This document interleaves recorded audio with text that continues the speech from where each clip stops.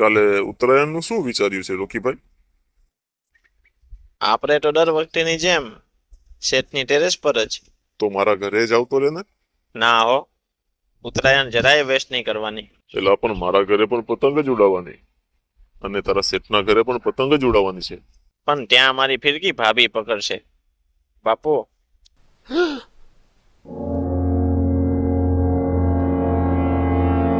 મારા પતંગની ફિરકી ટટ્ટી માઇન.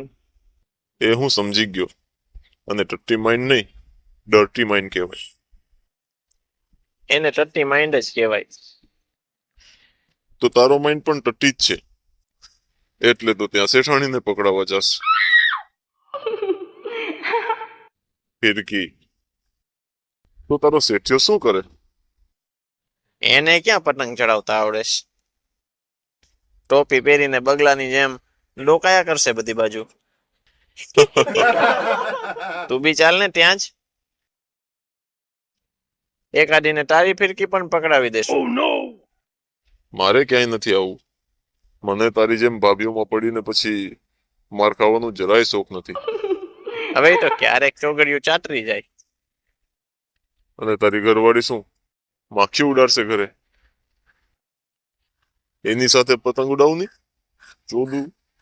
એને ફિરકી પકડવામાં રસ નથી એટલે જ ને. તો તું શીખવાડી દે ને. પણ એલા રસ જ નથી એમ કઉ છું. પણ ફિરકી પકડતા તો આવડતી જ હોય ને લા. તું બી જોડું જ છે. કઈ ફિરકીની વાત કરીશ? उम्र सारी